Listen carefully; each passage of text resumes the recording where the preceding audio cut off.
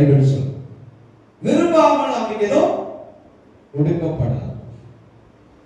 அப்படி தேவன் இல்லாதவர்களை இருக்கிறது போல் அழைக்கிறார். அவர் இந்த அறிவு உங்களுக்கு வந்ததுன்னா, ஆமா எனக்குள்ள வெல்த் இல்ல, அப்ப நான் என்ன சொல்லணும்? வெல்த் இல்லன்னா இத பத்தி நான் சொல்லுங்க. என்னைய பார்த்துருக்காருங்க, தூங்கிட்டு சொல்லுங்க, பேசுங்க. வெல்த் இல்ல, வெல்த் இல்ல நான் என்ன செய்யணும்?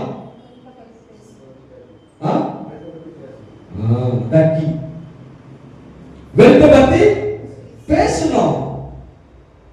ஏன்னா இப்போ இல்லாதவர்களை இருப்பது போல் நான் அழைக்கணும். அன்னைக்கு சுகம் அப்படிதான் இருக்குது, வெற்றி அப்படிதான் இருக்குது.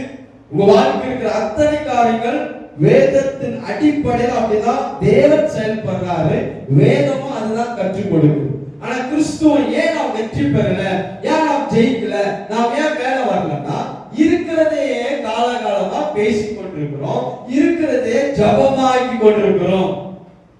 ஜபமான இருக்கிற பிரச்சனை ஜப குறிப்பா மாத்துவாங்க. அதை நீங்க ஒரு காலம் செய்யாது. இருக்கிறது ஜப குறிப்பா மாத்த கூடாது.